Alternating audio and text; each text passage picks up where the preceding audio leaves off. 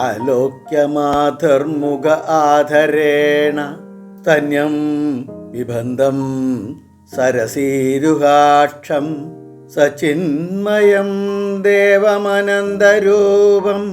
ബാലം മുകുന്ദം മനസാ സ്മരാമി.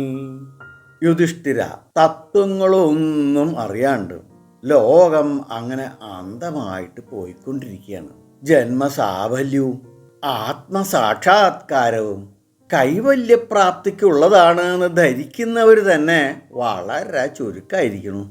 ആത്മജ്ഞാനം കൊണ്ട് മാത്രമേ ലക്ഷ്യപ്രാപ്തി ഉണ്ടാവുള്ളൂ. അങ്ങനെ ബോധമുള്ളവര് എത്രയോ വിരളം. പലരും പല രൂപത്തിലാണ് പ്രയത്നിക്കുന്നത്. ഈ ആത്മസാക്ഷാത്കാരത്തിന് വേണ്ടിയിട്ട് പലരും പല രൂപത്തിലാണ് പ്രയത്നിക്കുന്നത്. നല്ല വർണ്ണവിശേഷങ്ങളുള്ള വസ്ത്രങ്ങൾ, മൃഗങ്ങളുടെ തോല് ഒക്കെ ധരിച്ച് നടക്കുന്നവർ, ഇനി ചിലരോ തലമുണ്ടനം ചെയ്തവർ, വേറെ ചിലർ തലമുടിയും താടിയും വളർത്തി നടക്കുന്നവർ, ചിലർക്കാണെങ്കിലോ തീർത്ഥാടനം വലിയ ഭക്തിയ. വ്രതങ്ങളും ദാനങ്ങളുമൊക്കെയാണ് വേറെ ചിലരുടെ അനുഷ്ഠാന കർമ്മം. ഇനി ചിലർ കഠിനമായിട്ട് തപസ് ചെയ്ത് സിദ്ധി സമ്പാദിക്കാനാണ് ശ്രമിക്കുന്നത്. പിന്നെ ചിലർ യോഗാഭ്യാസം ചെയ്ത് സിദ്ധി സമ്പാദിക്കാൻ ശ്രമിക്കുന്നു.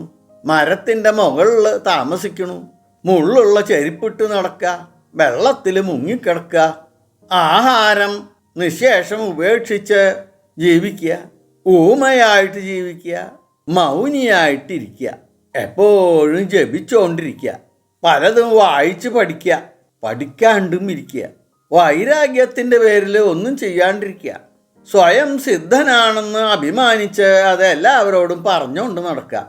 ഇങ്ങനെ പലരും പല രൂപങ്ങളിലാണ്. ഇതൊക്കെയാണ് ജിജ്ഞാസുകളുടെയും മുമുക്ഷുക്കളുടെയും ഒക്കെ അഭ്യാസക്രമങ്ങൾ. യുധിഷ്ഠിര, ഇതൊന്നുമല്ല. ഈ ലോകം ഇങ്ങനെ അന്ധമായിട്ടാണ് സഞ്ചരിച്ചുകൊണ്ടിരിക്കുന്നത്. ആത്മജ്ഞാനമാണ് ഇതിനുള്ള വഴി. എന്നാൽ അതിനാരും പ്രയത്നിക്കുന്നില്ല. സുഹൃത വിശേഷം കൊണ്ട് വല്ലപ്പോഴും ചിലരെങ്കിലും ആത്മജ്ഞാനം സമ്പാദിക്കുന്നവരും ഉണ്ട്. ബാക്കിയുള്ളവർ ഈ വക ക്രിയകളൊക്കെ ചെയ്ത് ഈ സംസാര ദുഃഖത്തിൽ മുങ്ങിയും താന്നും കിടക്കുക തന്നെ വഴിയുള്ളൂ. ആത്മജ്ഞാനം സമ്പാദിക്കലാണ് മുക്തിമാർഗം എന്ന് അവരൊരിക്കലും വിചാരിക്കണില്ല. അങ്ങനെയുള്ള ഈ മൂഢന്മാര് ചന്ദ്രൻ്റെ 16ാമത്തെ കലയെ അറിയണില്ല. 14 കലയെ ചന്ദ്രനുള്ളൂ എന്നാണ് അവരുടെ ധാരണ. എന്നാൽ 16ാമത്തെ കലയാണ് വാസ്തവത്തിൽ സോമം. അതിനെ പാനം ചെയ്യുകയാണെങ്കിലോ ജീവൻ മുക്തനാവുകയും ചെയ്യും. പക്ഷെ നമ്മൾ അവിടേക്ക് എത്തുന്നില്ല.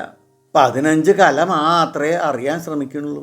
അതുപോലെ ശരീരത്തെയും അതിലെ 24 തത്വങ്ങളെയും മാത്രമേ നമ്മൾ അറിയണുള്ളൂ. 25ാമത്തെ തത്വമാണ് ആത്മാവ്. ആത്മാവിനെ അറിയുമ്പോൾ ജീവൻ ഈ സംസാരത്തിൽ നിന്ന് നിവൃത്തനാവും. സുഗുണ നിർഗുണ ബ്രഹ്മങ്ങൾ അല്ലെങ്കിൽ ക്ഷരാക്ഷരങ്ങൾ അവ തമ്മിലുള്ള സംബന്ധം പോലെയാണ് ഏതു വർഗത്തിലുള്ള സ്ത്രീ പുരുഷ സംബന്ധവും. ക്ഷരം അക്ഷരത്തിൽ എന്ന പോലെ, സുഗുണം നിർഗുണത്തിൽ എന്ന പോലെയും, സ്ത്രീത്വം പുരുഷത്വത്തിൽ അടങ്ങിയിരിക്കുന്നിടത്തോളം കാലം സംസാരാനുഭവങ്ങൾ വളർന്നുകൊണ്ടേയിരിക്കും. ഭേദബുദ്ധിയാണ് അതിന് കാരണം. ഈ ഭേദം അഭേദത്തിൽ അടങ്ങുന്നതാണ് മുക്തിഹേതു. ഈ ഭേദസ്വരൂപമായ നാനാത്വത്തെ അടക്കി അഭേദസ്വരൂപമായ അദ്വൈതത്തെ പ്രകാശിപ്പിച്ച് അതായി തീരലാണ് യോഗം കൊണ്ടും സാഖ്യം കൊണ്ടും സാധിക്കേണ്ടത്. അദ്വൈതമായിരിക്കണ കേവല തത്വമാണ് പരമാർത്ഥത്തിൽ ഉള്ളത്. ദ്വൈതം അല്ലെങ്കിൽ നാനാർത്ഥം ഇത് വന്നു ചേർന്നതാണ്. അത് കൽപ്പിതമാണ്. അങ്ങനൊന്നില്ല. എന്നാലോ ആഭരണത്തിൽ സ്വർണം എന്ന പോലെ നാനാത്വത്താൽ പരമാർത്ഥമായ അദ്വൈതം മറയപ്പെട്ടിരിക്കുന്നു. അങ്ങനെയുള്ള മറവുകളെ നീക്കാൻ വേണ്ടിയാണ് അഭ്യാസങ്ങൾ ചെയ്യേണ്ടത്. ധ്യാനമാണ് യോഗത്തിൻ്റെ മുഖ്യ അഭ്യാസം. ഈ ധ്യാനത്തിൻ്റെ തടസ്സങ്ങളെ നീക്കാനുള്ളതാണ് യോഗത്തിൻ്റെ മറ്റ് ഘടകങ്ങളൊക്കെ. ഈ ധ്യാനം സുഗുണം എന്നും നിർഗുണമെന്നും 2 പ്രകാരത്തിലുണ്ട്. മനസ്സിനെ ഏകാഗ്രമാക്കി ധ്യാന വസ്തുവിനെ ധ്യാനിക്കുന്നതിനെയാണ് സഗുണം എന്ന് പറയുന്നത്.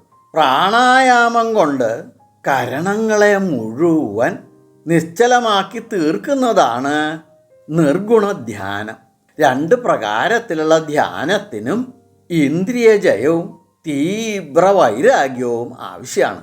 മനസ്സ് കേവലമായി ധ്യേയവസ്തുവിൽ ഉറച്ചു കഴിഞ്ഞാൽ എല്ലാ കരണങ്ങളും തികച്ചും നിശ്ചലമായിക്കൊള്ളും.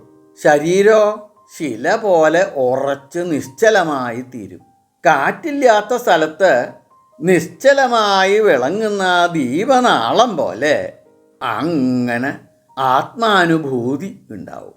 കാലം കൊണ്ട് ആ പ്രജ്ഞ അന്തരാത്മാവിലേക്ക് കടന്ന് അന്തരാത്മാവിനെ അറിഞ്ഞ് ചാരിതാർത്ഥ്യനാകുകയും ചെയ്യും.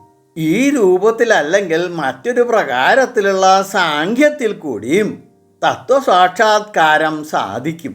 ആത്മതത്വത്തിൻ്റെ ആവരണങ്ങളായ ഉപാധി തത്വങ്ങളുടെ നിരൂപണവും നിരാസവുമാണ് സാഖ്യന്മാരുടെ അഭ്യാസ സമ്പ്രദായം. ശരീരോപാധിയും അതിൻ്റെ 24 തത്വങ്ങളെയും അവയുടെ സ്ഥൂല സൂക്ഷ്മ വകഭേദങ്ങളെയും അവയുടെ ഉപഘടകങ്ങളെയും നിരൂപിച്ച് തള്ളണം. അപ്പോൾ ആത്മാവിനെ അറിഞ്ഞ് സാക്ഷാത്കരിക്കുന്നതാണ് സാഖ്യന്മാരുടെ സമ്പ്രദായം. അതും വളരെ ഹൃദ്യമാണ്. അവരും കാലം കൊണ്ട് ജന്മസാഫല്യത്തെ പ്രാപിക്കുന്നു. സാഖ്യാവട്ടെ യോഗാവട്ടെ രണ്ടും വേണ്ട പോലെ ഉപയോഗപ്പെടുത്തുകയാണെങ്കിൽ ഒരേപോലെ ആത്മസാക്ഷാത്കാരത്തിനും ജന്മസാഫല്യത്തിനും കാരണമായി തീരും.